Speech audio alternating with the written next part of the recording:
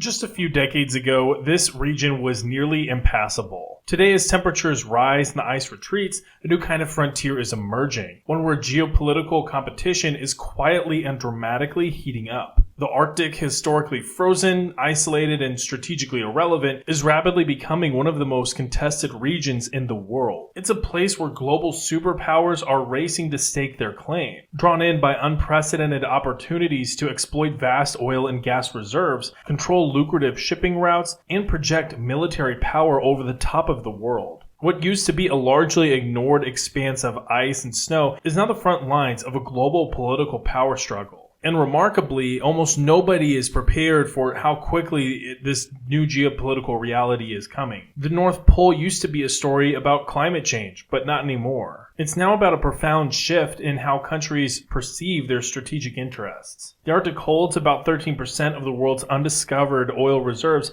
and nearly 30% of untapped natural gas. And this is all according to a U.S. Geological Survey. Newly accessible shipping lanes like the Northern Sea Route or the Northwest Passage promise dramatically shortened travel time and significant economic benefits. And at the center of this new competition are powerful nations like Russia, the United States, China, and a handful of others, each maneuvering to assert dominance over natural resources and critical trade pathways that could shape the balance of power for decades to come. The craziest part is this isn't all theoretical, it's already happening right now. Bases are being built, icebreaker fleets are expanding, and military exercises are intensifying. The Arctic isn't just melting, it's becoming the next global flashpoint. And if tensions escalate further, the consequences could reshape international politics forever. This is the Arctic War that no one is prepared for. For most of human history, the Arctic remained locked away behind an impenetrable barrier of ice, a frozen wilderness largely untouched by global politics. All that existed was Santa Claus, the Coca-Cola bears,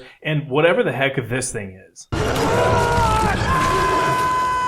But climate change has dramatically impacted that story. Every decade, roughly 13% of sea ice disappears according to NASA's satellite data. With each passing year, previously inaccessible waterways open up, and this has fundamentally reshaped global politics and the map of trade. Two sea routes in particular have captured the world's attention. The first is Russia's Northern Sea Route, which stretches along Siberia's northern coastline. Traditionally impassable without heavy icebreakers, this passage is now becoming navigable during summer months. Compared to the traditional trade route via the Suez Canal, the Northern Sea Route shortens shipping times from Asia to Europe by approximately 10 to 15 days, dramatically reducing fuel costs and accelerating commerce. It also reduces security concerns. The second critical corridor lies across Canada's Arctic archipelago, the Northwest Passage. This passage is historically legendary, but practically unusable. This route has now opened intermittently to commercial vessels, offering similar economic benefits by substantially cutting the distance between the Atlantic and the Pacific Oceans, bypassing the Panama Canal. But Canada's claim of sovereignty over this passage is contested, most notably by, of all actors, the United States, which views it as international waters. Of course, you're probably already aware of the current relationship between the US and Canada,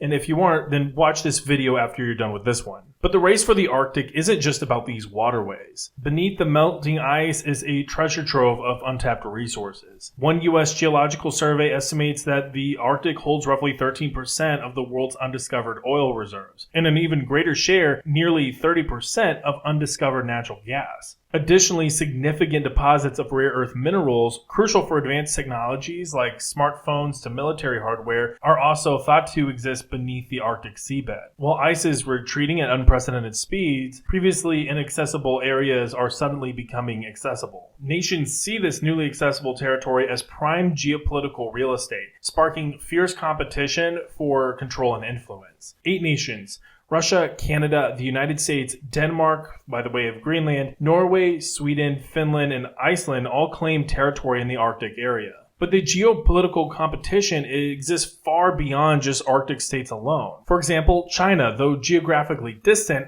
calls itself a near-Arctic state, and they actively seek to influence, though through infrastructure investment, scientific expeditions, and strategic partnerships with Russia, how things are moving forward in the Arctic area. Other global powers continue to watch, recognizing that the Arctic's strategic significance could redefine global trade routes and geopolitical alliances throughout the entirety of the next century. The melting of the Arctic ice isn't just an environmental crisis, it's rapidly transforming a frozen wasteland into one of the most valuable, contested, and strategically vital regions in the world. And that could take us from just an environmental crisis to a geopolitical crisis. Of all of the countries that have a claim in the Arctic and is pitting themselves for dominance, none of them have approached it with as much urgency, investment, and strategic clarity as Russia. Russia is not just an Arctic power, they're building themselves up to be an Arctic superpower. Its dominance is clear in raw numbers alone. Russia currently operates more icebreakers than the rest of the world combined, with a fleet of over 40 vessels,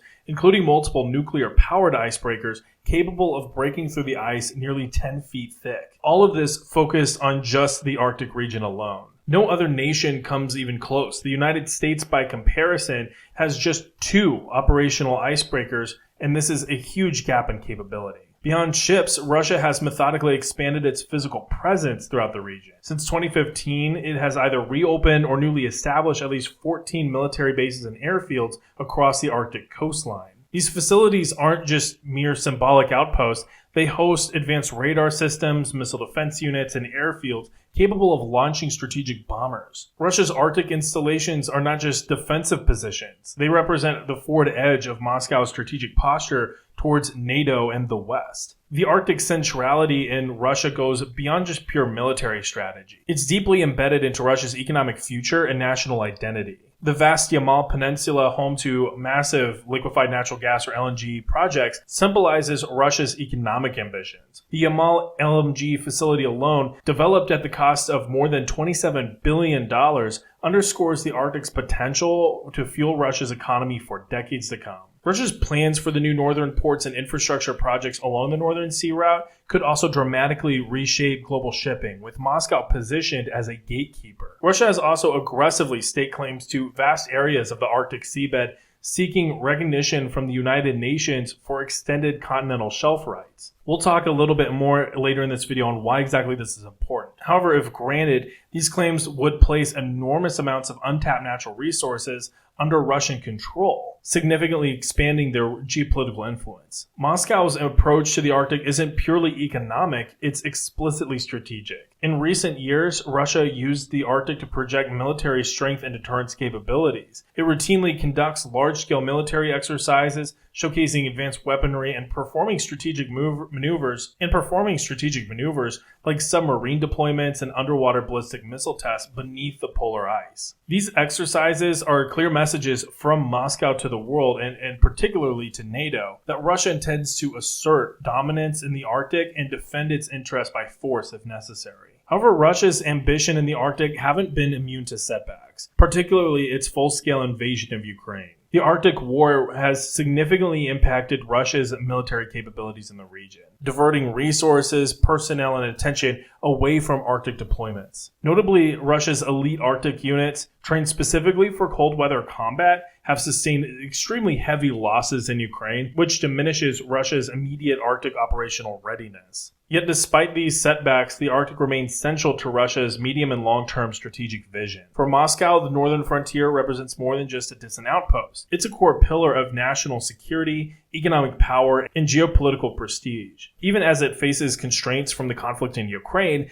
Russia continues to invest heavily in the region, preparing for a future where Arctic dominance might determine its global standing for generations to come. While Russia has secured its position as the Arctic's preeminent power, the United States and NATO found themselves in a troubling position, rushing to catch up after decades of neglect. For the United States, the disadvantage is starkly clear. America operates just 2 aging icebreakers, and only one of which is a heavy icebreaker that's actually capable of reliably handling Arctic conditions. This is a far cry from Russia's 40 icebreakers, and that's not taking into account just raw capability. This critical shortage severely limits America's ability to patrol Arctic waters, project power, and respond swiftly to emerging crises in the region. Of course, the US can rely on NATO allies. However, recent spats with Canada and Denmark cast doubt on whether these allies will be willing to play ball. Even if they did continue to work with the United States just as they had before, Canada only operates 21 icebreakers, still well below Russia's capability. Beyond icebreakers, America's physical presence in the Arctic remains minimal. Unlike Russia, the United States has few permanent Arctic military installations. While Alaska hosts key Air Force bases and Greenland has the Patuxent Space Base, these are largely inland and lack advanced coastal infrastructure that Russia possesses, and this diminishes their strategic reach to the north. America's relative absence from the Arctic coastline has left it largely reactive rather than proactive in shaping the region's future. Recognizing this vulnerability, though, U.S. policymakers in recent years have tried to pivot towards a stronger Arctic strategy. In October 2022,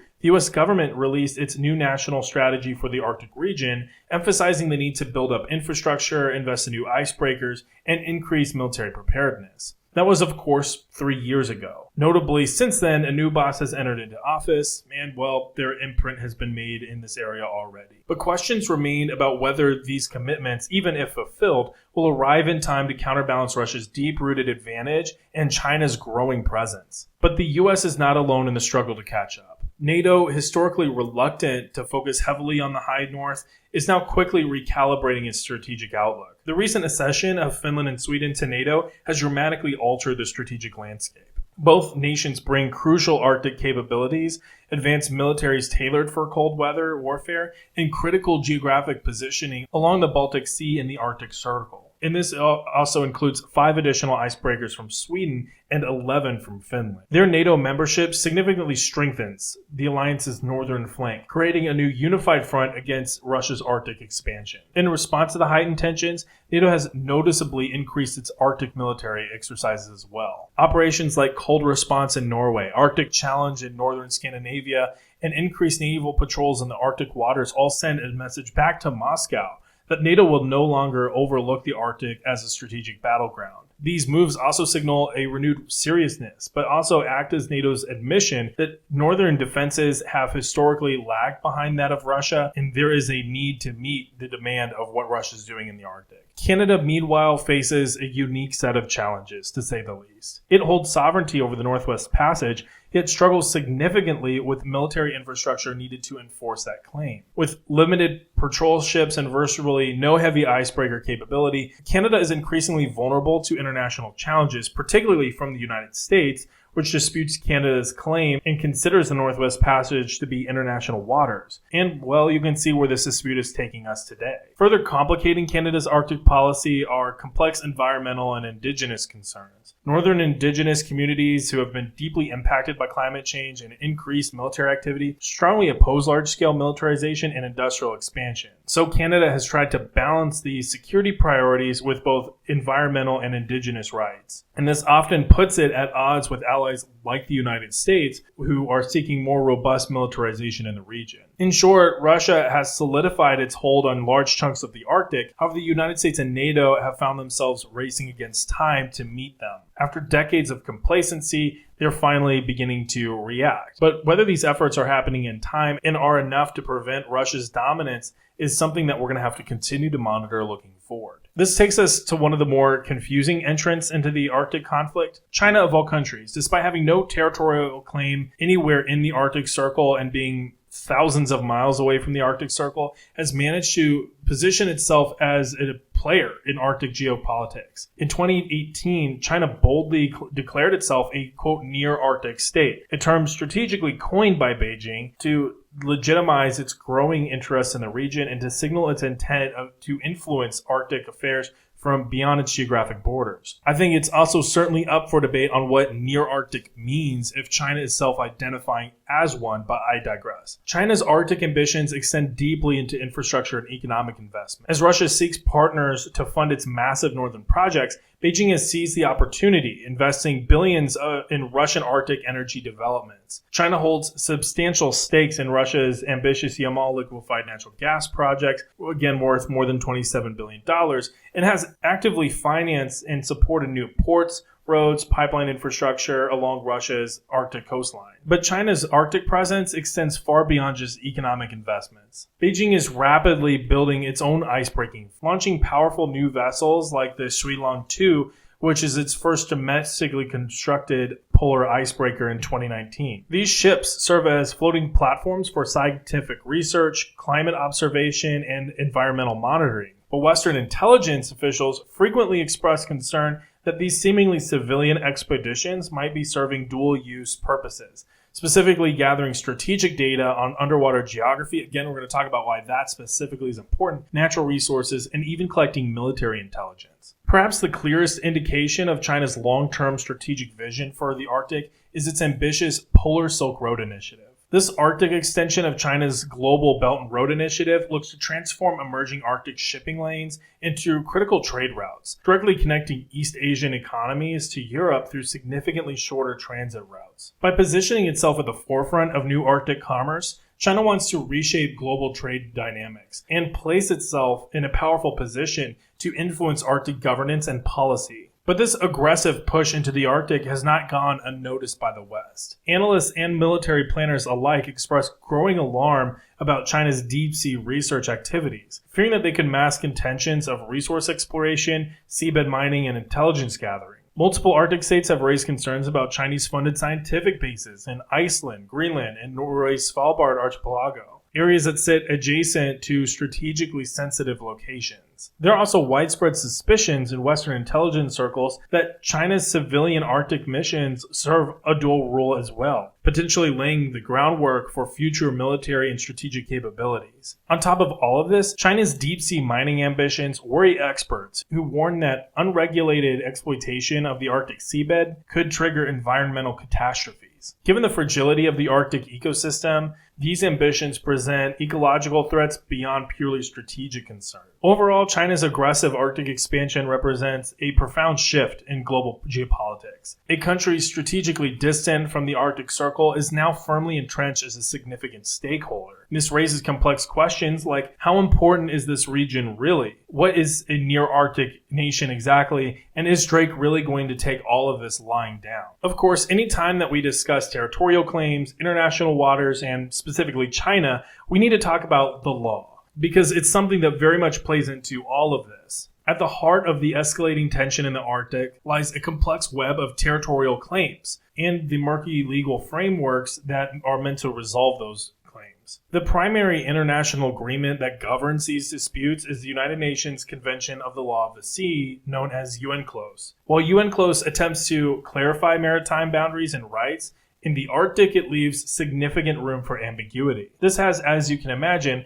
led to some very interesting issues. Under UNCLOS, coastal nations can claim exclusive economic zones, or EEZ, extending 200 nautical miles from their coastline, and this grants exclusive rights to marine resources within that area. However, nations can apply to extend their continental shelf claims even further, up to 350 nautical miles, or even beyond, if they can scientifically prove that the seabed is a natural extension of their landmass. In the Arctic, this provision has triggered a geopolitical scramble for nations racing to demonstrate geographic continuity, and thus expand their sovereign rights far beyond traditional maritime limits. So whenever you hear about a geological survey being done in the Arctic, know that it's more likely that that's somebody being silly rather than scientific. This process is intensely contested, notably between Russia, Canada, and Denmark, each asserting claims over vast swaths of the Arctic seabed. Russia has been especially assertive, filing expansive claims to nearly 1.2 million square kilometers of Arctic territory,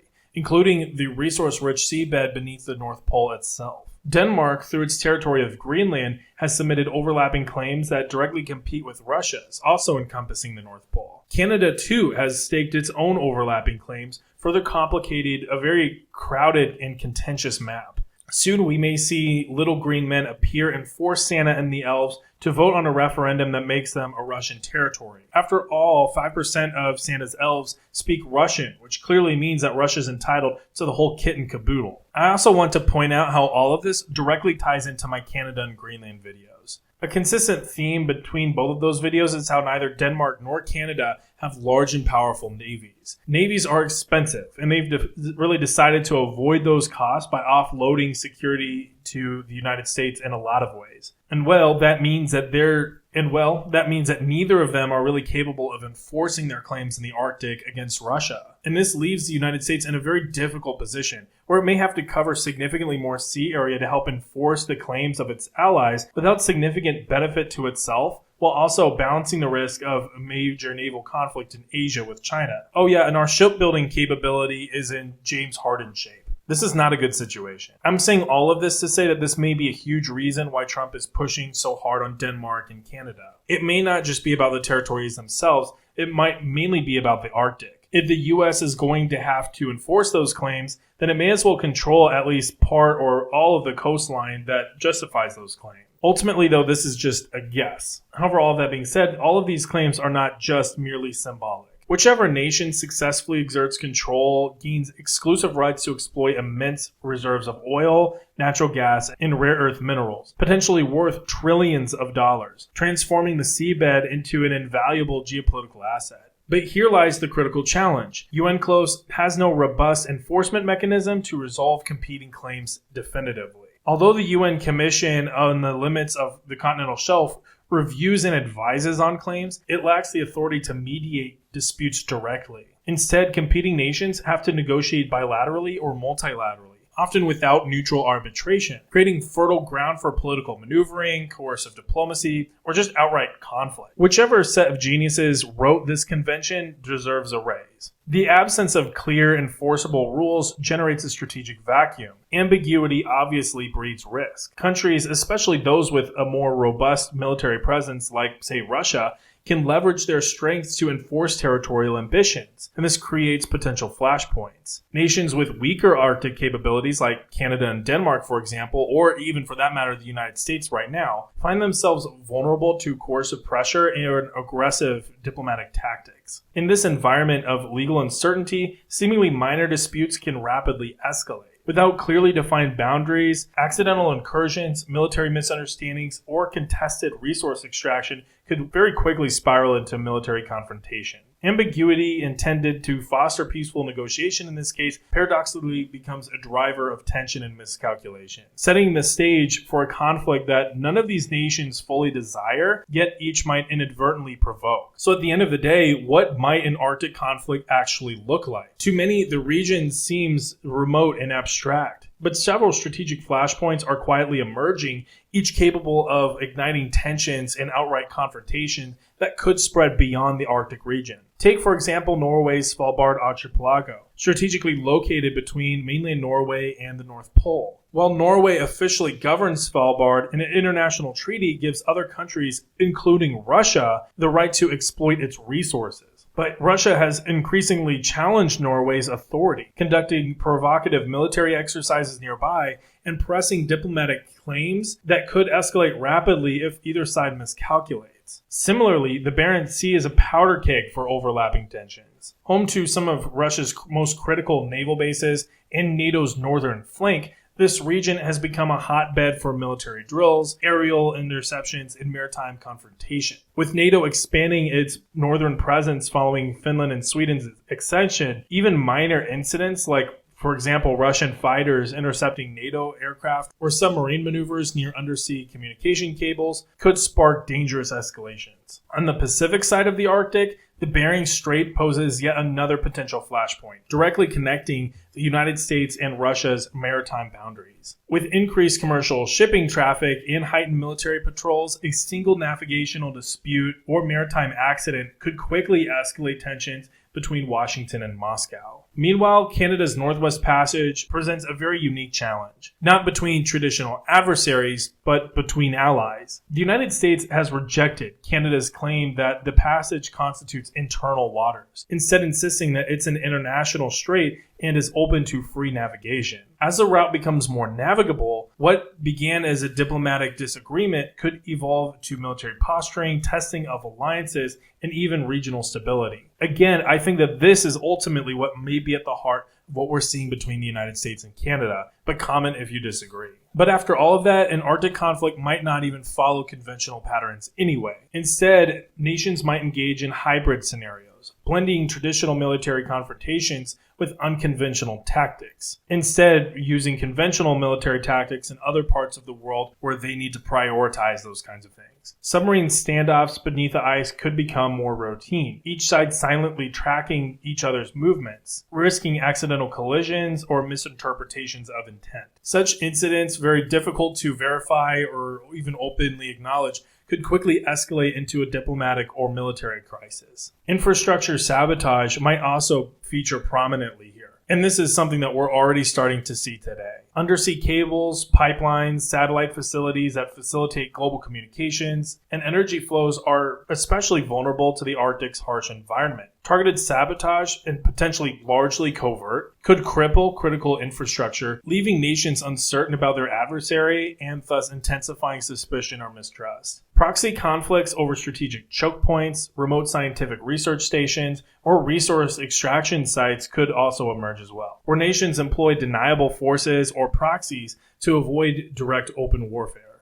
As an example, countries might rely on paramilitary groups, Coast Guard units, or even private military contractors to assert their claims if their own organic military capabilities aren't even able to meet the need. But this also risks blurring the line between diplomacy and military aggression. This is definitely a tactic that we've seen Russia use in the past. In the Arctic, warfare wouldn't be confined merely to conventional battlefields. It could unfold silently beneath the ice, invisibly across global cyber networks, and subtly within diplomatic negotiations, transforming one of the Earth's most remote regions into a dangerously contested geopolitical battlefield. All of that, of course, risks spreading beyond the geographical constraints of the Arctic. It could encompass Europe, the Pacific, Africa, and the Middle East, really anywhere where the combatants are in contact with each other. As the ice melts, it doesn't necessarily bring peace. It brings opportunity. And where there's opportunity, there's power. And where there's power, there's conflict. The Arctic is transforming faster than anyone anticipated.